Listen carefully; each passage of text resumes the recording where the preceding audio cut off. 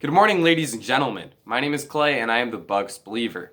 Today we saw the Bucks suffer a loss to a Paul George-less Los Angeles Clippers team that just seemed to have a perfect storm of events all go in their way, which led to a 129-105 loss for the Bucks.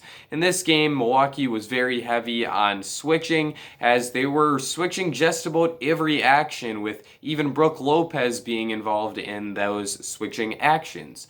On a couple of occasions, Brook was forced to guard some wings and guards in space, and I can remember one possession in particular in which he was actually able to keep Terrence Mann in front of him. So that was certainly a good sign. And in general, there were a few positive plays for the Bucks out of those switching schemes. Jrue Holiday and Dante DiVincenzo were able to cause some chaos for the Clippers. Jrue had 3 steals and Dante had 2, and those kind of turnovers forced allowed the Bucks to get out in transition a little bit and get some easy baskets.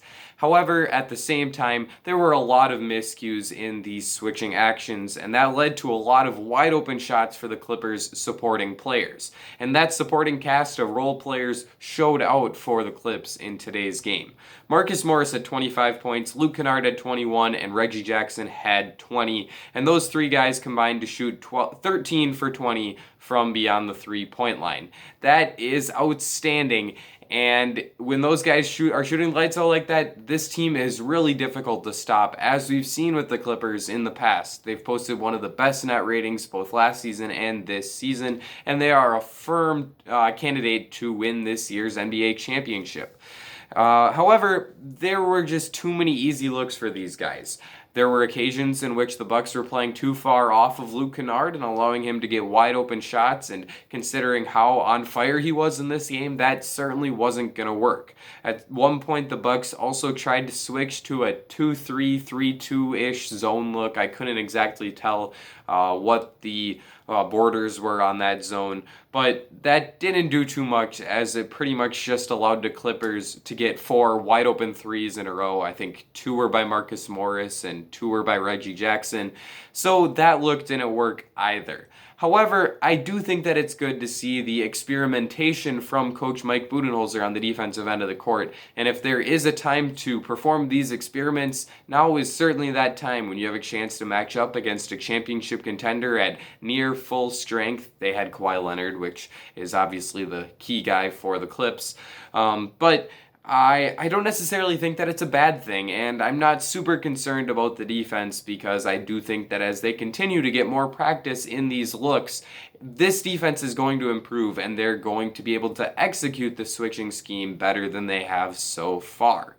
They also struggled on the glass in this game. By they, I mean the Bucks, obviously, and the Clippers posted a 35.6 offensive rebound rate, and that is just ridiculous. That would come in 6.3 points ahead of the league leader on the season in the same mark per cleaning the glasses stats that factor out garbage time. The New Orleans Pelicans have a 29.3 offensive rebound rate for the year, and that number in its own right is pretty crazy. But the Clippers were a ridiculous 6.3 percentage points higher than that in this game.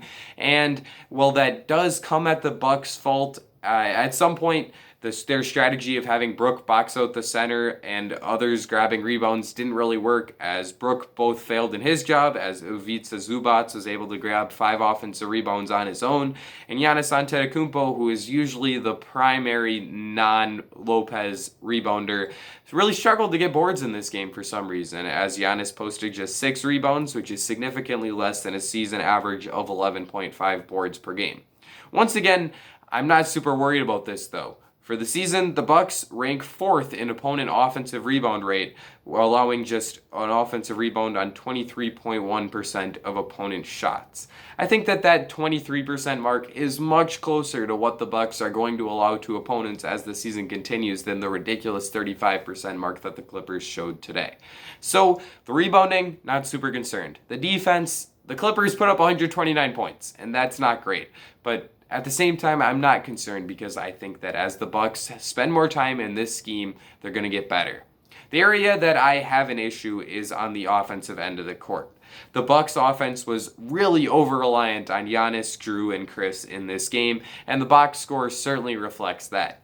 In this one, Giannis had 32 points on 10 for 21 shooting and made 10 of his 12 free throws. I liked what the Bucks did by trying to work him in to the post a little bit, and we saw him work on some of the post moves that he has struggled to consistently finish with over the past couple seasons. That's a large reason why he was under 50% in this game, something that's a bit unusual for the Greek Freak, but it was good to see him continue to work on his mid-range turnaround fadeaway shot as well as his hook shot, and I think that it would benefit him to continue to establish those shots as the season continues, even if it does mean that he's not able to dominate in the same way that he does when he's running pick and rolls and attacking in isolation from the top of the key. He also made 10 of his 12 free throws. I think that's worth pointing out because Giannis has been pretty good for the better part of the past 2 months now, and I think that I'm starting to realize that the free throw struggles are a bit of a thing of the past. I hope that I'm right in that, and I am knocking on wood because I really don't feel safe saying that whatsoever. Moving on to Jrue Holiday. Holiday had 24 points and 7 assists, shot 8 for 14 from the field and 3 for 8 from the three-point line. Continues to be a consistent source of offense from the Bucks, getting buckets when they need them and at key times, of course. Don't have too much more to say on Holiday's game as he continues to just be Mr. Steady for the Bucks. Chris Middleton wasn't as great as his two teammates as he had 15 points on 15 shots, which is never terrific, but I did like a bit of what he was doing as it did seem like the Bucks were trying to get him involved in some off-the-ball actions, which is something I thought they should do for a while. Middleton is genuinely one of the best 5 or 10 shooters on planet Earth, and the fact that the Bucks mostly rely on him to hit difficult shots in isolation instead of trying to develop some open looks for him off of curls and pin downs is a bit of a problem. And in this game, he both got a wide open mid-range jumper off of a curl as well as an easy layup. So I'd like to see the Bucks involve him in those off-the-ball movements a bit more often, and tonight was certainly a good sign moving in that direction. The problem on the offensive end was what everyone else did outside of Giannis, Jrue, and Chris. Every single other player for the Bucks was in single digits, and those guys combined for just 35 points between them.